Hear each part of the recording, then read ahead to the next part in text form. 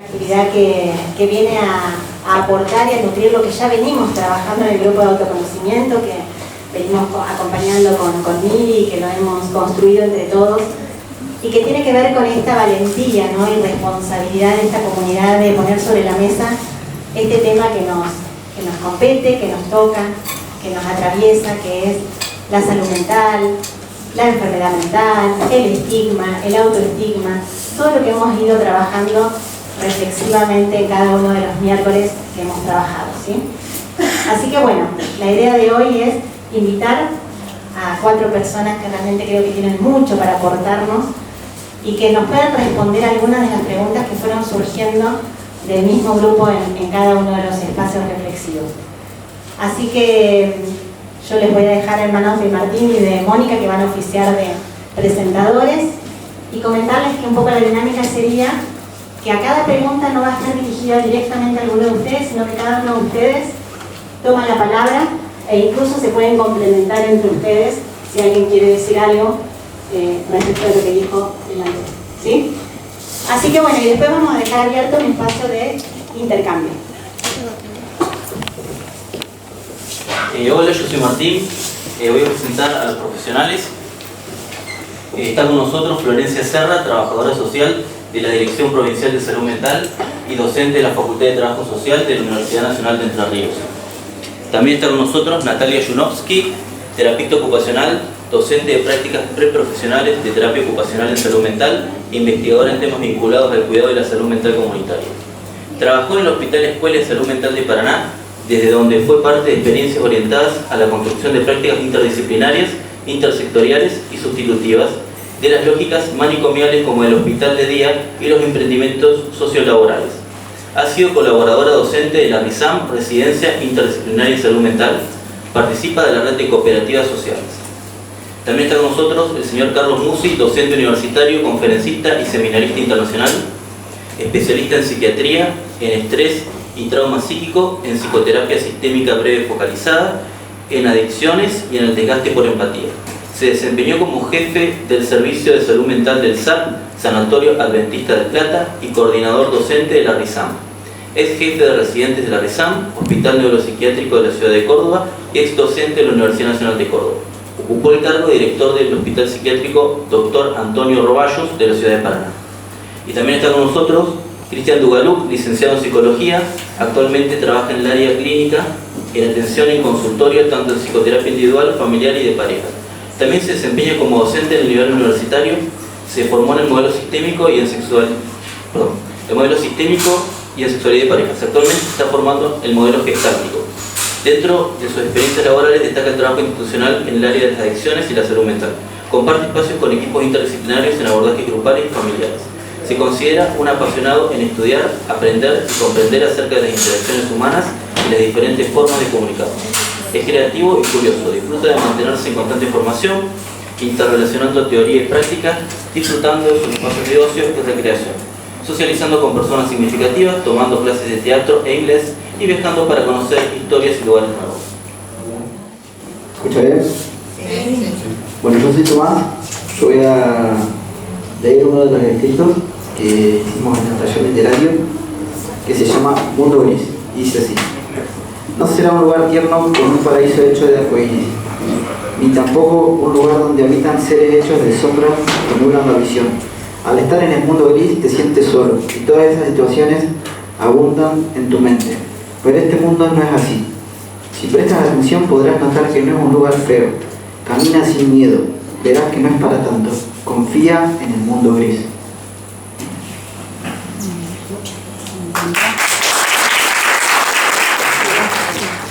Bueno, es una pregunta que parece sencilla, pero no es tan fácil de responder, y seguramente podemos encontrar más de una definición de lo que es la salud mental.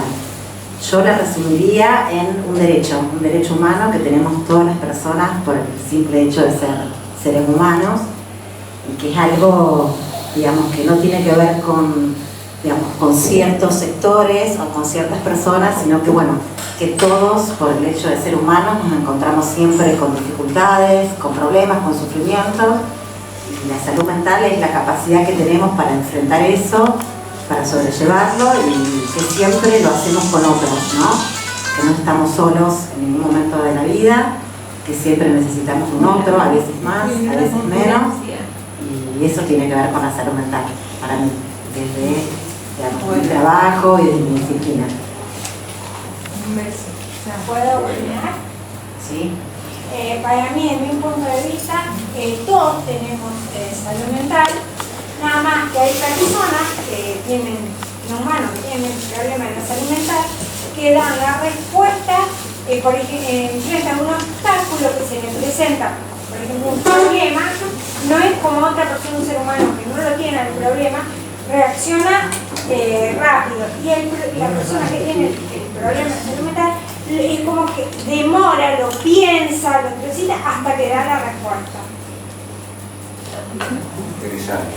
Bueno, buen día. Buen día. Gracias por la presentación, gracias por la invitación. Es un gusto para mí estar aquí. Agradezco realmente que me hayan invitado. Conozco Rumbo casi desde su principio, ¿no? Sí. Creo que sí. Así que he participado en otras oportunidades, de algunas actividades, y siempre realmente es muy gratificante. ¿Qué es la salud mental, no? Qué pregunta simple, pero qué difícil la respuesta, como decía aquella compañera. Seguramente si a cada uno de nosotros se nos da la posibilidad de poder decir qué es la salud mental, probablemente digamos cosas distintas, y todas válidas, porque en el campo de la salud mental, como en otros campos de la ciencia, no hay una verdad. En todo caso, hay verdades múltiples o hay ideas que tienen mayor o menor fuerza de consenso o de acuerdo. Por lo tanto, cada vez que uno habla de su verdad, pero siempre es una verdad relativa. Por lo tanto, ¿qué podría agregar yo a lo que se dijo, ¿no? La salud mental es un aspecto más de la salud integral de una persona. Los seres humanos estamos constituidos por diversas dimensiones. El aspecto físico, el aspecto social, espiritual, el mental. Por lo tanto, es una dimensión más de la condición humana. Lo que sí me interesaría agregar es que todo concepto, toda definición o toda apreciación que uno haga de la salud mental, siempre hay que hacerla en el contexto de una cultura. No hay definiciones universales, ¿no? Cada cultura tiene, ¿no?, sus propios parámetros para decir, bueno, tal persona, ¿no?, tiene un problema de salud mental o no. Entonces, cultura en un sentido muy amplio, ¿no? Es un primer lugar. En segundo lugar, algo que también me parece ser interesante incluir, es que la salud mental contiene también conflictos y crisis. Todos los seres humanos atravesamos por situaciones conflictivas y por situaciones de crisis, ¿no? Y la crisis y el conflicto no es lo que define lo anormal, digamos, lo patológico. En todo caso, la dificultad o el impedimento, el bloqueo, ¿no?, la tramitación de los conflictos, la superación de la crisis, es lo que nos puede, de alguna manera, restar salud mental. La salud mental no debería, para mi gusto, ¿no?, entenderse como categorías polares, blanco o negro, ¿no?, sino que hay tonalidades de gris. Nadie está totalmente sano y nadie está totalmente enfermo. Es así. Tenemos grados de salud o de bienestar y grados de problemas de salud mental, ¿no? Entonces, y a veces es difícil, ¿no?, saber cuáles son los límites. Pero todos atravesamos, obviamente, momentos donde la salud mental, por eso es un equilibrio dinámico, ¿no? Por momentos uno recupera ese bienestar, por momentos lo pierde. Digo, uso la palabra bienestar, pero también puede ser usada en reemplazo de salud mental, ¿no? Por supuesto, de acuerdo con lo que decía la compañera, de que es un derecho. Salud mental también tiene que ver con reconocer capacidades de las personas. independientemente de que si tenga algún problema, siempre hay capacidades para poder enfrentar la adversidad como hay muchas oportunidades. Oportunidades, exactamente. En general, cuando uno está equilibrado en su salud mental, podría tiene mayor capacidad para poder afrontar situaciones de crisis, situaciones de adversidad. El COVID ha representado un desafío enorme para todos nosotros, ¿no? Porque de alguna manera, bueno, nos llegó como un factor de estrés psicosocial global, que nos cambió de manera brusca todas las rutinas, la manera de vivir, la manera de trabajar, la manera de relacionarnos, y nos requirió un enorme esfuerzo de adaptación. Probablemente todas las personas que estamos aquí tuvimos que hacer ese esfuerzo de adaptación. Eso también es una manera de poder evaluar el grado de salud mental, ¿no? La capacidad que tengo de poder acomodarme a nuevas realidades, a los cambios sociales, a los cambios ambientales, en este caso producto de un factor de estrés global, y en función de ese grado de acomodación y adaptación, bueno, resulta mayor o menor grado de salud mental. Algunas personas tienen además un plus interesante. Estoy trabajando últimamente con empresas, todo el tema del estrés laboral, y con gente que atiende al público, ¿no? Voy a trabajar con personas que van a demandar servicios en distintas organizaciones. Es un tema muy insalubre, muy complicado, porque la gente cada vez está más irritable, impaciente, intolerante, exigente, demandante. Y las personas que tienen a cargo esa función, obviamente, están muy expuestas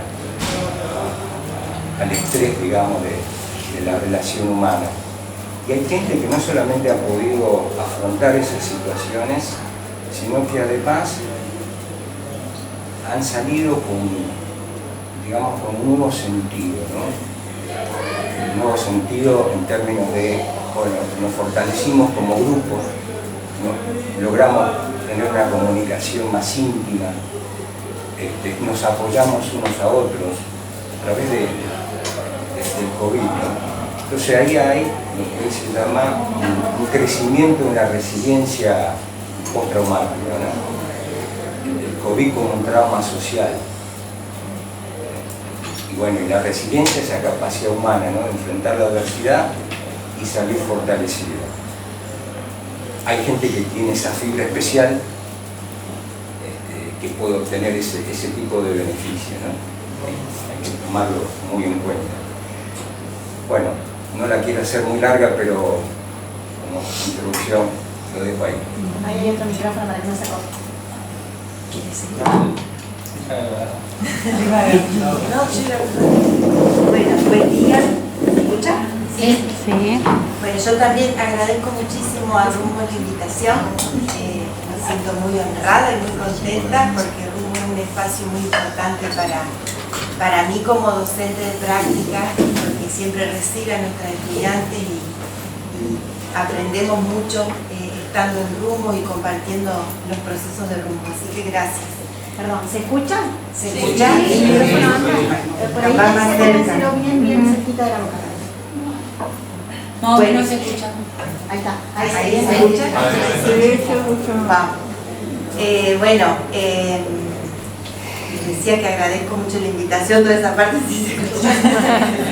Bueno, ¿qué es la salud mental para mí?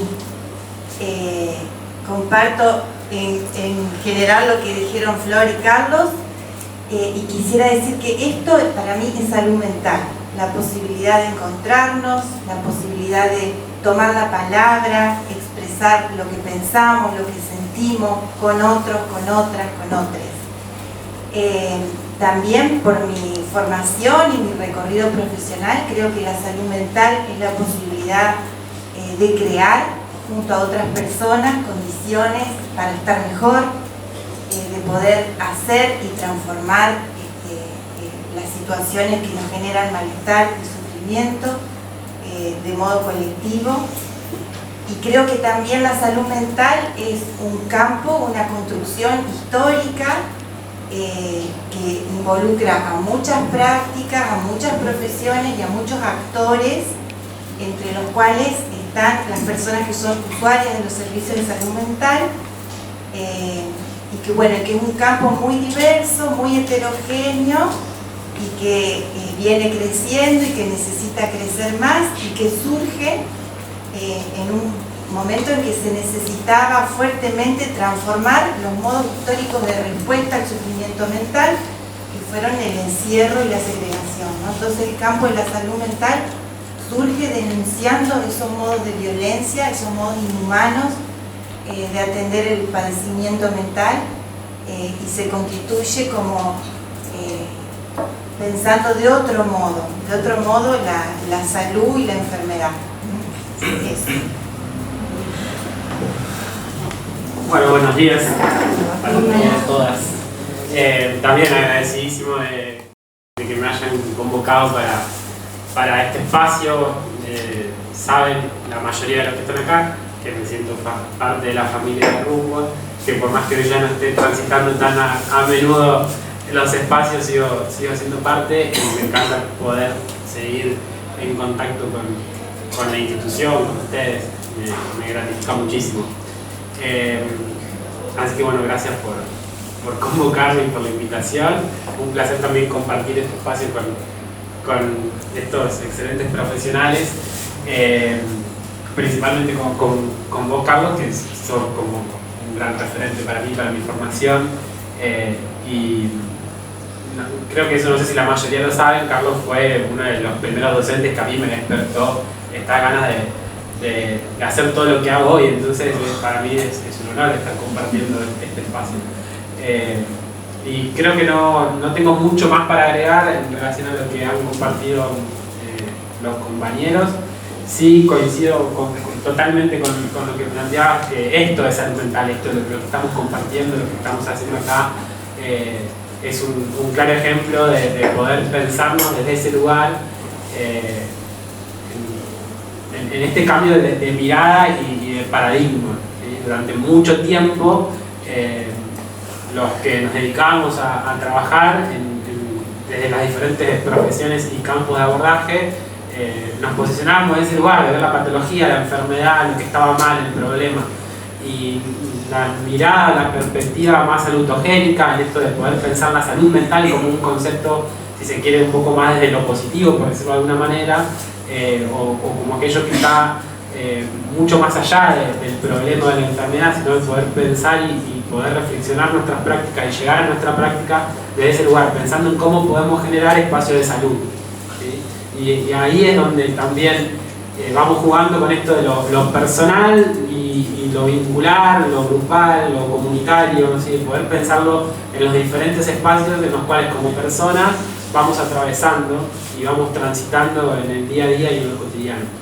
Así que creo que eso es la potencia y la fuerza que tiene hoy el poder pensarnos, quienes formamos parte de este laburo, desde ese lugar, pensar la salud mental como un concepto del cual...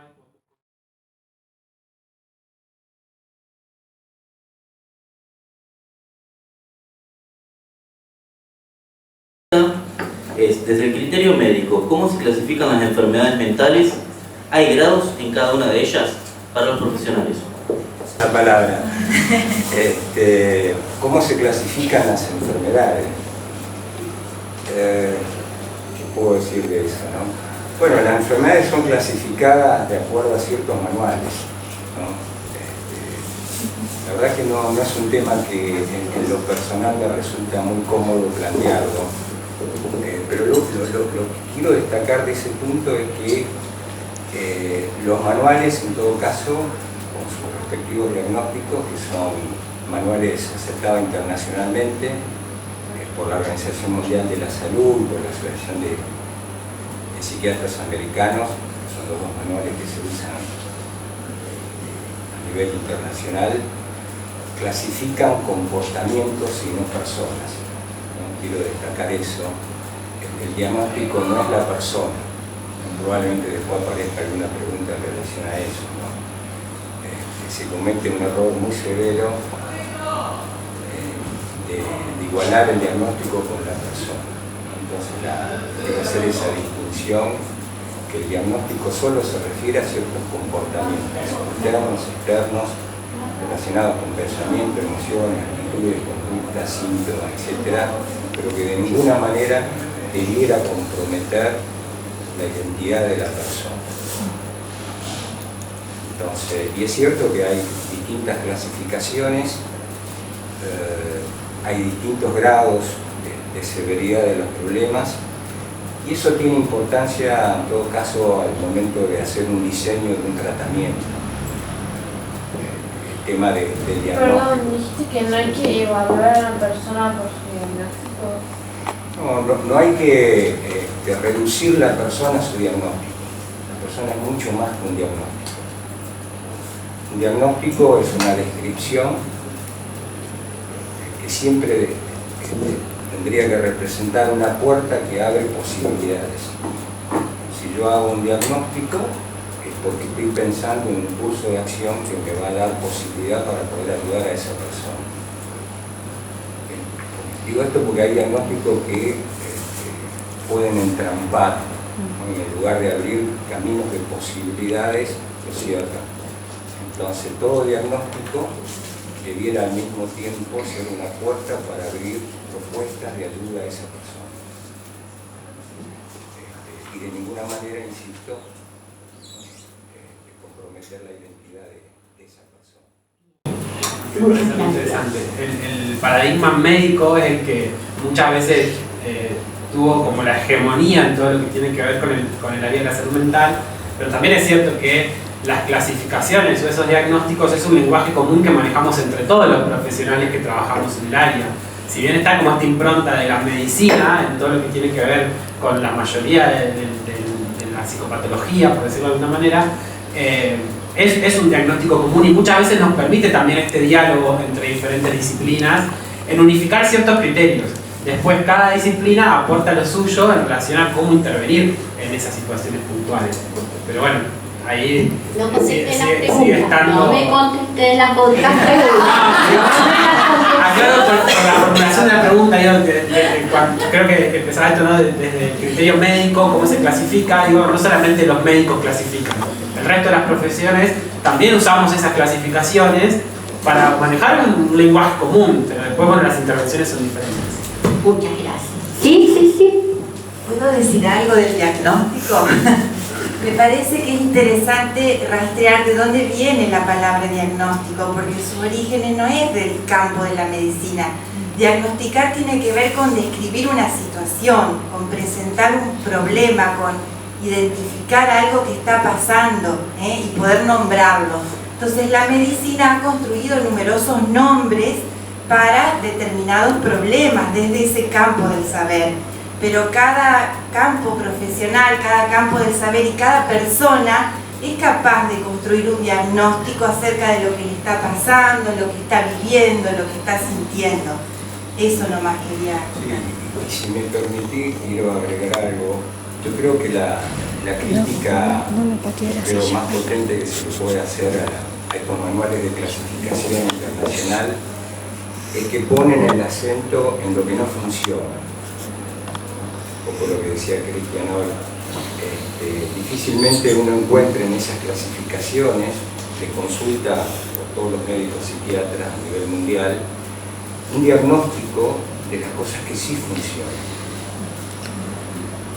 Por eso decía, la persona es mucho más que síntomas, que problemas, que dificultades, ¿no? Entonces, un buen diagnóstico debería incorporar también o debería incluir, ¿no? Diagnóstico de fortaleza, diagnóstico de capacidades, diagnóstico de potencialidades, todo el arsenal de recursos que la persona tiene.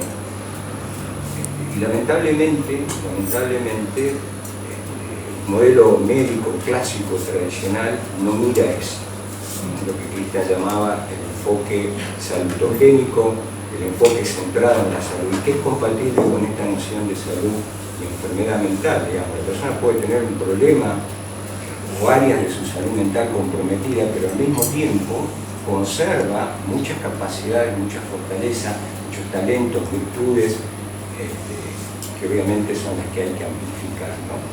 Entonces el diagnóstico debería equilibrar ambas cosas. ¿Sí? Y en algunos casos, no en todos, el ser humano ya sabe el problema que tiene. Quizás puede ir de un médico, del otro, el otro no le da bolilla, pero él sabe el problema que tiene y sí, no quiere escuchar al otro. Sí. Se quiere quedar. Todos de alguna manera nos armamos alguna teoría acerca de lo que nos pasa, ¿no? Cuando uno no se siente bien, eso siempre nos fuerza a tratar de entender y de comprender qué es lo que nos pasa. Y eso nos lleva a armarnos una explicación acerca de lo que nos sucede.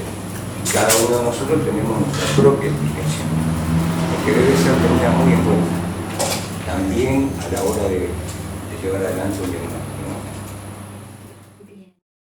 Hicimos la pregunta. Vos habías hablado de la pandemia, ¿no es cierto?, como un factor desencadenante de enfermedades mentales. ¿Cuál otros factores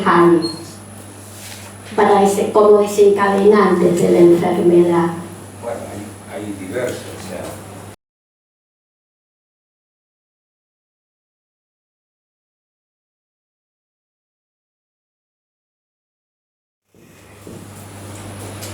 yo mencioné el COVID como un factor de estrés. Sí. Pero claramente uno puede hablar de factores genéticos, ¿no? Y eso es todo un tema también muy polémico, de factores sociales, factores psicológicos, factores relacionales. O sea, hay muchos factores que pueden llevar a un desequilibrio de la salud mental. Dependerá cada situación específica, ¿no? Bueno, la siguiente pregunta, además de los factores, queríamos preguntarle por los criterios. ¿Qué criterios determinan un diagnóstico en salud mental? ¿Puede presentarse más de un diagnóstico al mismo tiempo?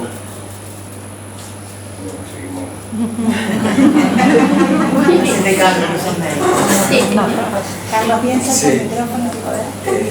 Sí, obviamente que uno puede asociar, una persona puede tener, ayer estuve trabajando con una chica de 28 años que desde el punto de vista de la mirada de estos manuales de clasificación de los problemas de salud mental, uno podría decir que tenía 3 problemas, ¿no? Se pueden hacer a nivel de la pareja, a nivel de los vínculos familiares. Entonces claramente los diagnósticos pueden estar asociados. Bien, seguimos con vos. ¿La enfermedad mental, una vez diagnosticada, es para toda la vida? Ay, qué difícil también. Lo tenés como más fácil, ¿cierto? Bueno, yo lo primero que diría que no. No quiero ser imprudente en esto de alentar falsas expectativas, ¿no?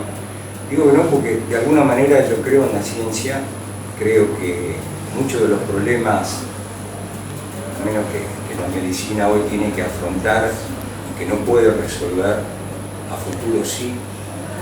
Yo en ese sentido tengo una expectativa optimista, y digo de la medicina en general, ¿no? Hoy la hipertensión no se cura, el asma no se cura, el Parkinson no se cura, el Alzheimer no se cura. Hay muchas enfermedades, ¿no?, médicas tradicionales, clásicas, la diabetes. La artrosis, Carlos. La artrosis, que no se curan, ¿no? Sí se trata, se controlan, se mejoran, pero yo creo que a futuro se está trabajando mucho en ese campo. Creo que muchos de esos problemas de salud física y de salud mental que hoy no podemos curar. La palabra cura es muy difícil, ¿no? Yo en general no suelo utilizarla porque despierta una expectativa que no siempre se puede cumplir, ¿no? De que alguien pueda hacer un tratamiento, lo deja y nunca más el problema va a regresar. La verdad que no tenemos posibilidad de ofrecer ese tipo de expectativa. Entonces, por eso digo que hoy por hoy,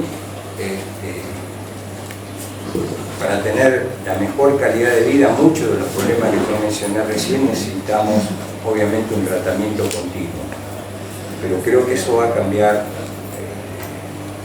partir de los tiempos que vienen, ¿no? Bien, siguiendo con esta temática. A mí me gustaría sumar también que, como decía Carlos hoy, que los diagnósticos se realizan en base a comportamientos, también hay diagnósticos que van cambiando a lo largo de la historia, o sea, de la historia personal de cada uno, ¿no? Entonces, también con ese criterio no sería prudente pensar que un diagnóstico va a ser para toda la vida, porque como las conductas y los comportamientos del ser humano van cambiando, también se pueden ir modificando los diagnósticos. También eso que apareció en un momento puntual o particular de la historia de esa persona, en ese contexto puntual, con esas personas con las que comparte su vida cotidiana, quizás dentro de 5, 10, 15 o 20 años puede ser sustancialmente diferente, y quizás haya otros recursos disponibles, quizás haya otros espacios disponibles para que esa persona pueda conectarse con otras oportunidades, con otros recursos, como decía Juan Mahoy, con otras posibilidades que le permiten quizás ya no tener ese diagnóstico que tuvo hace tiempo atrás, y quizás o no lo tenga o tenga otro, pero no es algo que vaya a ser para toda la vida, necesariamente. Yo tengo una pregunta cortita. A mí me diagnosticaron depresión. No sé si se escucha. Y me dijeron que eran crónicos. Quiero saber, para si ustedes que son profesionales están así o no.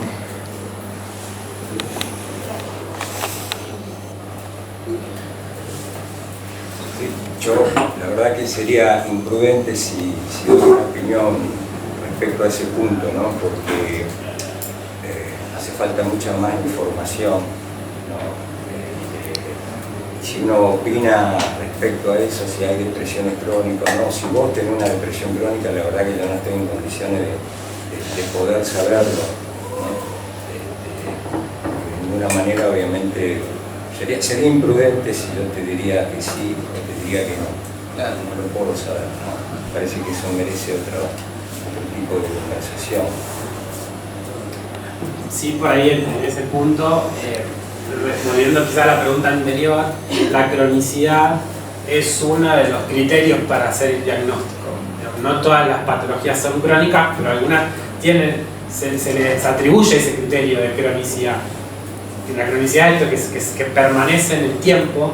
El tema que hay que ver qué es lo que permanece, porque uno a veces suele confundir los síntomas con el diagnóstico. Los síntomas son situacionales. Que yo tenga una patología crónica no significa que voy a tener los síntomas activados todo el tiempo. Eso, o sea, yo tengo diagnosticado esquizofrenia y me dijeron que puede ser para toda la vida, pero puede que yo tengo 20, me voy a 25, se me duerma hasta los 30 y después despierte de nuevo. Yo creo que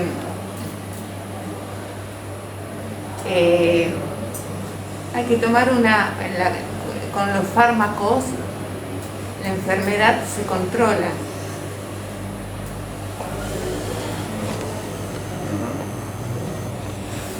Sí.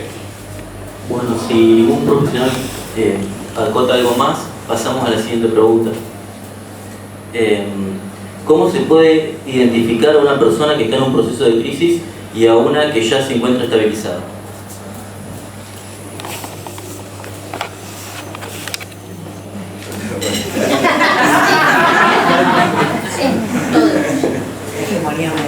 No, porque la crisis también es una experiencia muy subjetiva, ¿no? En general, todos los seres humanos atravesamos situaciones de crisis. Por eso decía hoy que la crisis para mí es parte constitutiva de la salud mental, ¿no? Hay distintos grados de manifestación de la crisis. Digamos, las crisis pueden ser registrada por la propia persona o puede ser registrada por alguien que mira externamente a esa persona. En general, cuando uno habla de una situación de crisis, viene asociado un componente de ansiedad y angustia importante, ¿no? En general, ¿no? Y uno en la situación de crisis es como entra en un estado de cierta desorientación y confusión, que a veces no es fácil, digamos, tomar decisiones cuando uno está atravesando por una situación de crisis. pero paradójicamente muchos de los cambios significativos que tenemos los seres humanos lo hacemos a través de situaciones de crisis. De hecho, cuando uno va evolucionando en la vida y cuando va atravesando distintas instancias dentro de un contexto familiar, dentro de un sistema familiar, bueno, todos vamos pasando por lo que se llaman las crisis evolutivas. Son crisis normales que todos los seres humanos atravesamos y que, bueno, de alguna manera uno va transitando todas esas crisis acompañado y apoyado y ayudado por los diferentes miembros de una familia, ¿no? Desde cuando uno es chiquito, empieza la escuela y va avanzando, ¿no? Se van obviamente produciendo situaciones de cambio y esos cambios muchas veces se transitan a través de crisis, pero la crisis no debiera ser leída como algo propio de una enfermedad, incluso muchas veces como oportunidades para lograr cambios significativos. Muchos de los cambios importantes que logramos en la vida lo hacemos a través de situaciones de crisis. ¿Algo más quieren agregar? Ahí hay una pregunta. Yo creo que una vez que la persona está estabilizada tiene que rehabilitarse. Sí. Tiene que hacer, o sea, hay todo un contexto. Psiquiatra, psicóloga, sí. Familia, el entorno familiar. Sí, deberían trabajar todos como si fueran un equipo, ¿no? Claro, la terapia se ocupacional. coordinen, se apoyen y se ayuden unos a otros. Eso sería lo ideal. La terapia ocupacional y la actividad física. Sí. Y la crisis viene atravesada de las emociones. Porque las emociones, por ejemplo, en mi caso, que yo confesiono, mi viejo se da cuenta cuando tengo los labios rojos, que levanto fiebre. Pero yo no levanto ese fiebre por X motivo. Hay quizá alegría, por grandes alegría, tristeza, son las emociones que juegan también un rol. Sí. Escuchen. Me parece que se trata de eso, de lo que para cada persona es una experiencia de crisis, como decía Carlos, que no es algo que se pueda generalizar. Sí, en el tiempo que yo trabajé con el dispositivo de salud mental, hablábamos de crisis subjetiva, ¿no? Como de un momento de mucha inestabilidad, de mucho sufrimiento, donde las personas no podemos tomar decisiones, necesitamos apoyos. Digo porque la pregunta tenía que ver con cómo darse cuenta cuando alguien está en crisis, y ahí sí creo que a veces las mismas personas podemos no darnos cuenta de que estamos en crisis, y si es un familiar o alguien cercano quien lo advierte, y es fundamental que pueda pedir ayuda. Otra de las preguntas que hizo el grupo es si hay una medicación que cubre y elimine la enfermedad mental. ¿Ya? Que cure la enfermedad mental. La pastillita mágica. Desde mi punto de vista no hay cura, digamos. A ver, todo depende de lo que uno entienda por cura. Es muy difícil usar esa palabra. Yo creo que, o sea, más allá de la pastilla, la cura está en uno mismo. Sí. Si uno le pone voluntad y está bien, uno va a salir de adelante por lo mismo. Es fundamental. Yo puedo tomar la medicación todos los días, sí. Pero si yo no digo, vos estás postrado en la cama, sí, y tomás la medicación igual, sí, y seguís postrado en la cama, no vas a salir adelante.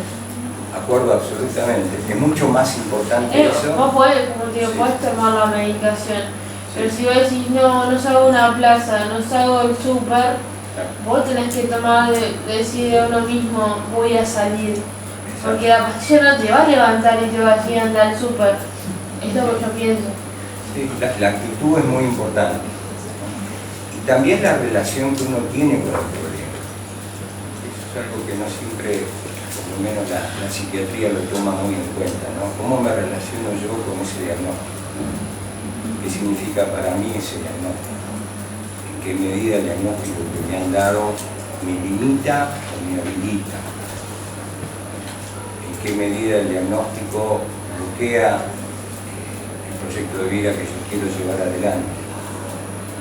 ¿Cuánto hay de actitud, ¿no? Lo que vos decís, ¿no? Más allá de la medicación? Porque otra pregunta interesante, me parece, ya que mencionaron la medicación, no sé si está después, es qué es lo que determina el efecto de la medicación. Es una pregunta obvia. Sí, es lo que está, ¿no? Sí. Bueno. Vuelvo a hablar. Esa pregunta sí me gustaría comentarla. Bien. ¿Qué es lo que determina el efecto de la medicación? Sí. La pregunta, digamos, está escrita así. ¿Es cierto que la medicación puede provocar efectos secundarios, como por ejemplo cambios en el peso corporal, en la actividad sexual, en el descanso sueño, entre otros? Sí, eso es así, es algo. Seguramente quien toma medicación lo ha experimentado, ¿no? Lamentablemente hay medicamentos que producen, ¿no? Aumento de peso. En realidad el medicamento en sí no es que produzca aumento de peso, sino que muchas veces produce un aumento de apetito, ¿no? Uno obviamente come más, eso incrementa el peso. También puede producir otros efectos adversos. De cualquier manera, los fármacos que se utilizan hoy en cuanto a los efectos adversos, digamos, se han mejorado. Si algo ha mejorado la farmacología, la psicofarmacología es eso, ¿no? Los efectos adversos son menores en relación a los fármacos que se usaban cuando yo empecé a hacer la profesión. Pero la pregunta que quería contestar, no sé si estaba, bueno, se me ocurrió a mí. ¿Qué determina el efecto de la medicación? Para mí es un tema muy importante. Tener en cuenta que muchos de los diagnósticos, seguramente ustedes manejan, requieran medicación, ¿no? Entonces la respuesta más obvia es el compuesto químico, la droga. Diría, bueno, el efecto de la medicación es dado por el compuesto químico, la droga específica. Ese es un aspecto de la medicación, pero con los psicofármacos ocurre algo que no sucede con ningún otro medicamento en la medicina. Está influenciado el efecto por la expectativa que uno tiene y por el significado que uno le da a la medicación. Y en ese sentido hay una gama muy amplia. Hay gente que dice, no, la medicación si yo la tomo me va a hacer daño, y hay otra gente que tiene una expectativa, no, la verdad que la medicación a mí me va a ayudar para poder llevar adelante la vida que yo quiero llevar, y me va a permitir poder lograr cosas, etcétera, etcétera, ¿no? ¿Qué significa para mí tomar una medicación? Hay gente que dice, bueno, significa que todos los días tomo consciente que estoy enfermo, significa, no, la verdad es un recurso que a mí me ayuda para que yo me pueda ayudar y poder, o es un estigma. Entonces, el psicofármaco tiene esa característica. Y hay algo también muy importante, que el efecto de la medicación también está influenciado por el grado de confianza que la persona tiene con el profesional que ha prescrito el fármaco. Está también relacionado con la opinión que tienen los profesionales que trabajan o que ayudan a esa persona, y también está influenciado por lo que piensan los familiares acerca del fármaco. Fíjense todas las variables que están ahí en juego, ¿no? Que determinan el efecto de la medicación. Pero igual no digo que tomando la pastilla no te hace nada, pero, o sea, como dije, la pastilla te va a hacer el efecto y va a estar mejor con la medicación, sí. Pero también hay que ponerle, creo que... No, lo que vos decís es así. Yo estoy señalando este efecto que se llama efecto placebo, ¿no? Tiene que ver con lo que uno espera. Eso no sucede con ningún otro medicamento. Si uno toma un antibiótico, un antiinflamatorio, uno piensa que te va a hacer efecto, no importa, que va a matar la bacteria o no, lo que vos pienses no va a tener influencia, digamos, en el efecto del medicamento. En cambio con los psicofármacos sí. Por eso es muy importante, ¿no? Si uno va a tomar un psicofármaco, ¿no? tener en cuenta todas estas cosas, porque de eso también depende, ¿no? de la ayuda, de maximizar la ayuda que te pueda dar el medicamento para que uno pueda ayudar. Nada reemplaza lo que vos decís, ¿no? Esa actitud, ¿no? de sobreponerse al problema, una actitud que nos llamamos proactiva, no esperar a que las cosas sucedan, sino hacer algo para que las cosas sucedan.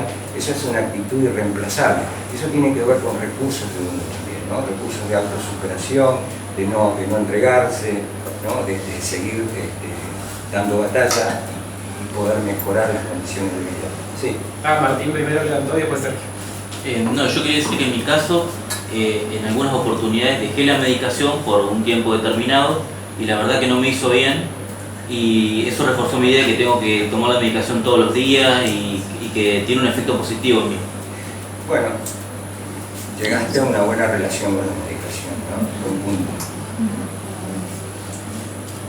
Sí, otra de las cosas es que la medicación, más allá de lo estigmatizante o no que pueda llegar a ser, muchas veces se saca de contexto en el sentido por la estigmatización misma. Es un eslabón dentro de una cadena de cosas, porque si vos tomás la medicación y no tenés terapia, y sí, vas a mejorar, pero si no vas a poder avanzar mucho tampoco. En cambio, si tenés medicación, terapia, acompañamiento y demás, eso te va potenciando cada vez más. De acuerdo absolutamente. Sí. Yo por ahí lo que quería agregar, en función de lo que decía Carlos, lo que sí me parece que es importante que cada uno pueda también, digamos, poder plantearle a su terapeuta y charlar respecto de estas cosas y no ponernos en el lugar pasivo que si el médico dice que tengo que tomar esta medicación, la tomo y punto, sino también todas las dudas que tengamos respecto de qué nos están dando, qué efecto nos puede hacer, o si hay algo que sentimos una vez que la empezamos a tomar, que eso se puede hablar y eso tiene que ver con un derecho, porque digamos, el rol del médico no es solamente hacer la recetita y el mes que viene que vamos a volverla a hacer, sino que esto también, que lo podemos pensar como relación terapéutica, es importante y es algo que todos tenemos derecho de saber qué estamos tomando, para qué, y de también preguntar o decirle, bueno, a mí esta medicación me hace sentir de este modo y no me gusta, ¿qué otra alternativa? Porque también es importante que no existe una única medicación para determinados síntomas, sino también,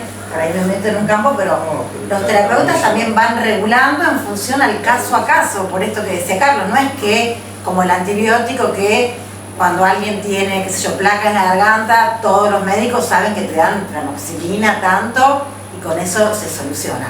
En el campo de la salud mental en general también hay muchas cuestiones que se van probando. Una misma medicación a lo mejor no tiene los mismos efectos positivos para una persona respecto de otra. O sea, hay algo que sí es bien en el caso a caso y es importante que también nos pongamos como sujetos activos en eso y que también podamos preguntar, sugerir y estar en conocimiento. ¿Sí?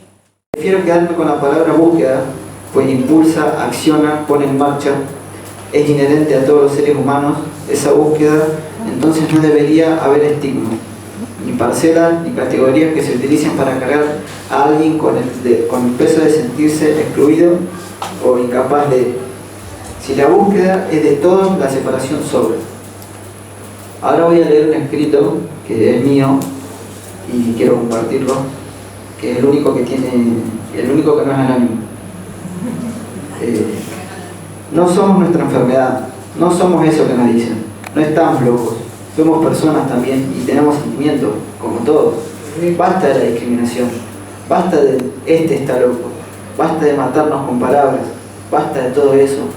Somos humanos, tal vez sí, con problemas de salud mental, pero eso no nos hace nada, no nos hace agresivos, no nos hace malos, no nos cambia.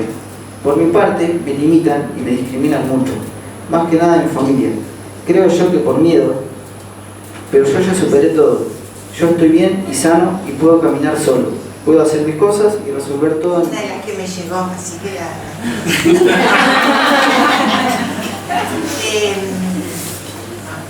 bueno, con respecto a lo de la autoevaluación, a mí me parece que es muy importante que las y los profesionales que trabajamos en salud mental podamos revisar lo que estamos haciendo siempre. Y lo que pensaba en contarles es que una práctica de la que yo he sido parte siempre en mi trabajo en equipos interdisciplinarios de salud mental ha sido la práctica de la supervisión, ¿sí? Que es algo que también hacemos en el espacio con los estudiantes. La supervisión es un dispositivo, un espacio en el que un equipo convoca a una persona que considera con un mayor recorrido, que le inspira confianza, con la que ese equipo se siente a gusto, se siente cómodo, y trabajan colectivamente cuáles son las dificultades que están teniendo en su tarea, ¿sí?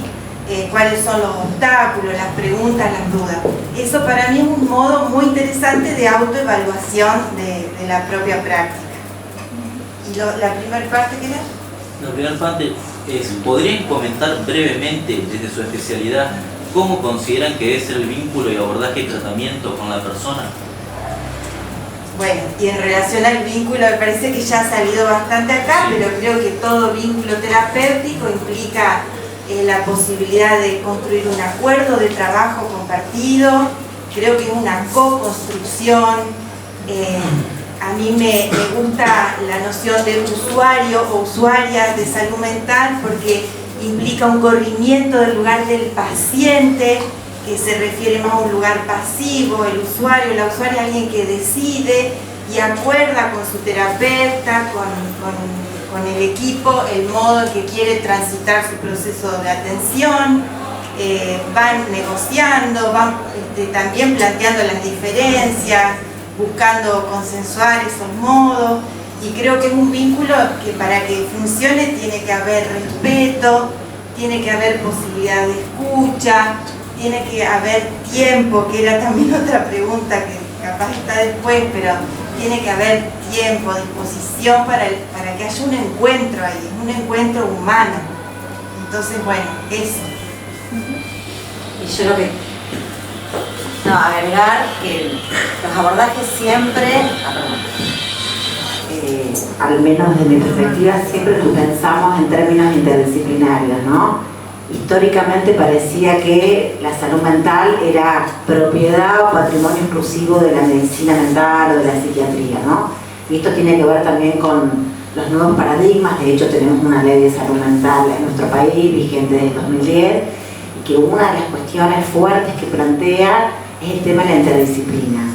Y esto tiene que ver con lo que conversábamos antes en relación a los tratamientos psicofarmacológicos, que no son solo el tratamiento, sino que tienen sentido en el marco de toda otra estrategia donde se trabaja desde lo vincular, lo social, lo familiar, lo ocupacional, el trabajo, los sentimientos. Bueno, y en el diseño de esas estrategias siempre es importante la mirada que tienen las diferentes profesiones. No hay ninguna que tenga el saber o el mando. Y por otro lado, que también esas estrategias siempre son singulares en relación al uno a uno y el caso a caso, ¿no? No es que hay una receta que es válida para todas las situaciones, sino que siempre hay una construcción que es singular. Por esto que decía Nati, en relación a que no pensamos al paciente, o sea, la idea del paciente como el otro que está a la espera de que se lo intervenga, sino que lo pensamos también como un otro que también participa con su palabra, con sus deseos, con sus sentimientos, en pensar esos abordajes. No, simplemente un comentario. ¿Se escucha ahí? Sí. Yo diría así, un tratamiento funciona si funciona el vínculo entre el usuario y él o los profesionales, vínculo entre él, los profesionales y los miembros de la familia de esa persona. Es decir, la calidad del vínculo, se llama la fortaleza del vínculo, determina, desde mi punto de vista, los resultados del tratamiento, a lo cual agregamos, lo que decía Natalia, el tema de los acuerdos de tarea, es decir, sobre qué temas nos vamos a poner de acuerdo para conversar, qué objetivo vamos a esperar lograr con el tratamiento, y para eso obviamente requiere que uno como profesional le conceda a la persona el mayor grado de participación, ¿no? Que le dé el máximo de voz en todo lo que tenga para decir, ¿no? Por lo tanto, la escucha por parte del profesional es fundamental. Hay algunos estudios que son interesantes, me gustaría compartirlo con ustedes, con personas, cualquiera de nosotros que puede ir a buscar ayuda psicológica, a las cuales se les preguntaron a la salida de un consultorio de un terapeuta qué cosas dichas o hechas por el profesional le había resultado de mayor ayuda. Interesante, ¿no? Son estudios cualitativos, donde la gente dice, bueno, a mí me sirvió, me gustó, y la inmensa mayoría de esas personas dicen haberme sentido escuchado, haberme sentido valorado, haberme sentido contenido, haberme sentido respetado, ¿no? Entonces, el vínculo que sana, el vínculo que es terapéutico, tiene todos esos ingredientes. Y en ese sentido, los profesionales somos responsables de crear y recrear esa cualidad del vínculo. La persona probablemente obtenga los mejores beneficios del tratamiento que yo le estoy ofreciendo si yo como profesional soy percibido por la persona como una persona idónea, respetuosa, competente, contenedora, empática, compasiva. Esas son las condiciones. Y con respecto a la autopercepción, ahí hay muchas falencias, ¿no? Obviamente de acuerdo con todo lo que decía Natalia, pero no siempre hacemos el esfuerzo como profesionales de poder tener lo que se llama hacer un ejercicio de interpercepción, ¿no? En el sentido de cómo percibo que la otra persona me percibe. Yo a veces digo cosas, o hago intervenciones, o hago prescripciones, sin poder tener el registro qué impacto tiene lo que yo estoy diciendo o lo que no estoy diciendo en esa persona. Cómo percibo que el otro me percibe. Eso es fundamental. En general, cuando hacemos evaluaciones sobre el impacto de nuestros tratamientos, eso también está estudiado, en general tenemos una visión un poco sobredimensionada. Tenemos la creencia que en general somos mejores de lo que creemos que somos, ¿no? Y en última instancia, eso se evalúa dándole voz a la gente. Hoy hay prácticas que en lo personal me resultan muy atractivas, que es darle la posibilidad a la gente que nos evalúe. Preguntarle, ¿no? ¿Cómo me percibe? Si yo estoy actuando de la manera que la persona está esperando, si el tratamiento está llevando el rumbo que esa persona está necesitando, si se están teniendo en cuenta sus necesidades más urgentes, ese tipo de evaluación, ¿no? Y eso obviamente hoy viene a cambiar bastante lo que se hace por lo menos en el campo de la terapia. Yo soy médico, psiquiatra, pero me dedico fundamentalmente a la psicoterapia, desde siempre. Y esta es una de las grandes contribuciones que hoy se ha hecho al tratamiento, al campo, ¿no? de la psicoterapia, ¿no? Darle voz a la gente para que pueda evaluar la actuación del profesional y para que pueda evaluar los efectos del tratamiento, los resultados del tratamiento. Yo creo que es una manera de democratizar las prácticas, de romper esa asimetría muchas veces que existe. Es una manera de crecer profesionalmente, pues es una información muy valiosa, la información que dan las personas que están recibiendo el tratamiento. Es una manera también de ayudarnos a preservarnos, ¿no? Desde el punto de vista del desgaste profesional.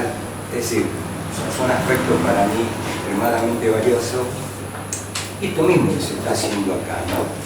Yo me preguntaba, ¿por qué nosotros no estamos de aquel lado, de este lado? Desde este planteo, digamos, esta mesa, mejor habría que sacarla.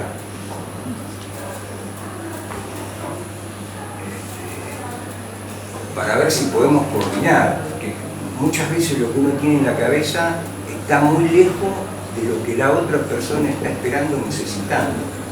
Yo siempre cuento una experiencia que a mí me impactó, muy conmovedora, muy transformadora desde el punto de vista de desarrollo profesional, que fue en el año, hace mucho tiempo, ¿no? En el año 95, tuve oportunidad de participar en un Congreso Mundial de Salud Mental en Madrid. Uno de los paneles centrales, éramos más o menos 12.000 profesionales de todo el mundo en ese evento, y una de las conferencias centrales de ese congreso estaba a cargo de familiares y pacientes de personas que habían sido diagnosticadas con esquizofrenia. Hablándole al mundo psicológico, psiquiátrico, de la salud mental, ¿qué les pasaba a ellos?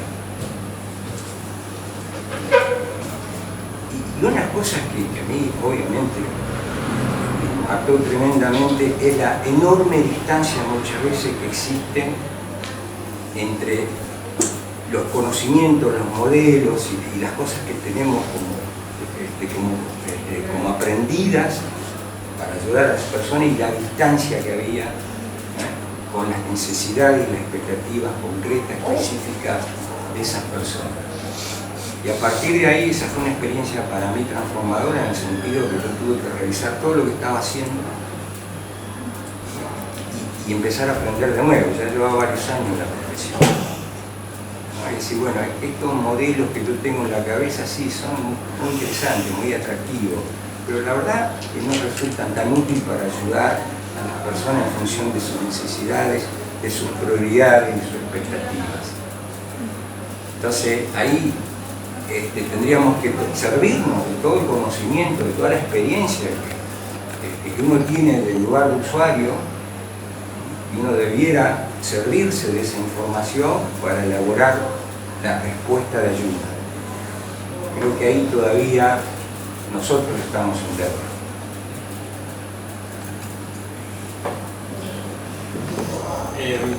A mí me gustaría sumar,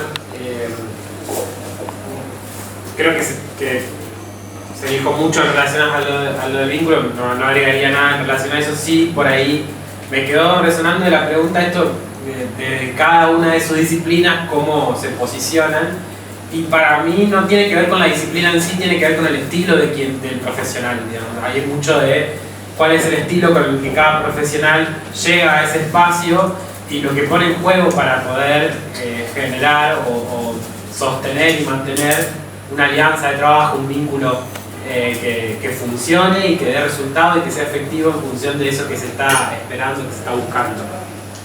Y por otro lado, en relación por ahí en mi experiencia en cuanto a la segunda parte de la pregunta, así como están los espacios de supervisión que considero que son claves y fundamentales para nuestro ejercicio profesional, actualmente yo estoy participando en un espacio de covisión, que es, a diferencia por ahí de lo que planteaba Natalia, de el experto o a esa persona a la que se convoca desde un lugar que se le atribuye por ahí ese saber que me puede orientar o facilitar ciertas perspectivas de trabajo.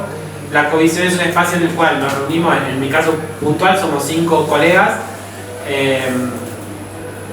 que tenemos más o menos la misma edad y más o menos la misma trayectoria de formación, además de ser colegas somos amigos, y eso nos facilita.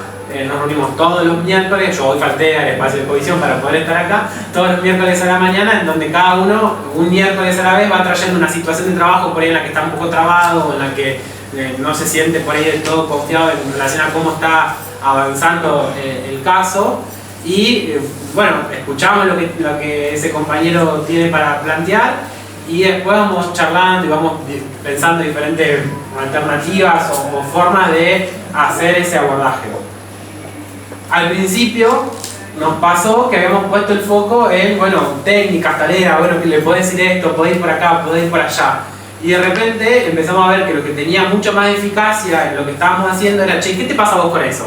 ¿Cómo te impacta a vos personalmente? Che, ¿por qué te hace ruido eso que dijo esa paciente, ese paciente o esa familia y no te hace ruido esto otro? Y ahí es donde nos empezamos a dar cuenta de que en realidad el espacio, lo valioso que tiene ese espacio para nosotros es que primero esta cuestión de la confianza, que nos conocemos un montón y que nos podemos decir las cosas sin demasiada anestesia, ¿no? Che, pero a ver, fíjate en esto, ¿no?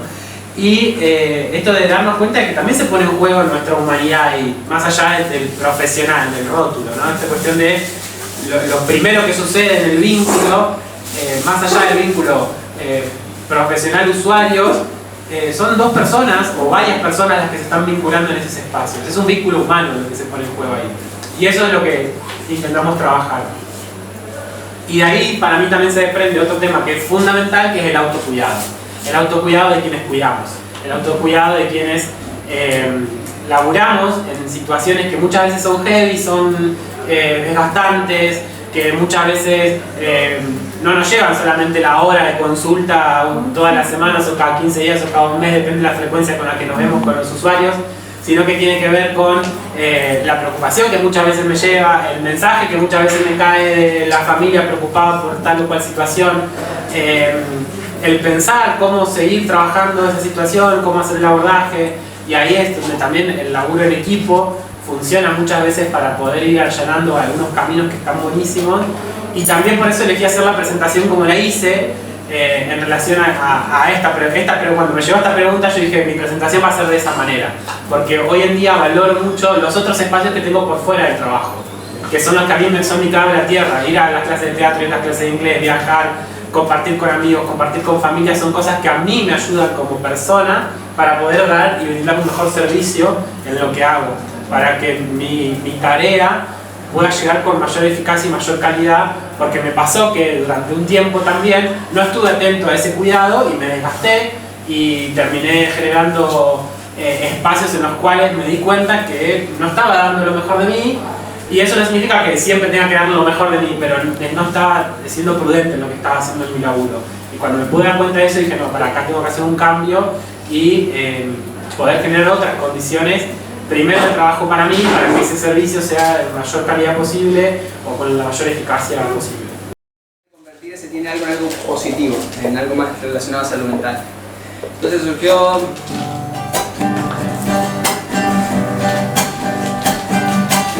No te acerques, tiene algo, no lo mires, tiene algo, no preguntes, tiene algo, es distinto y está mal. Aprendimos a mirarnos y buscarnos ese algo que solo va distanciando sin saber por qué. Ya es tiempo de hacer algo, encontrarnos y mirarnos, preguntarnos y escucharnos y saber muy bien que todo el mundo tiene algo y lo lindo es buscarlo, más distinto, más lograda la diversidad. Acércate, tiene algo, pregúntale, tiene algo, todo el mundo tiene algo para dar.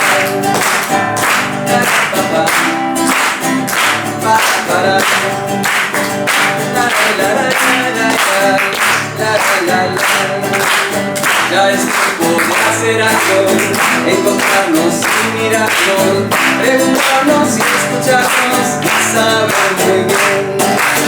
Todo el mundo tiene algo y lo lindo es buscarlo, más distinto, más lograda la diversidad.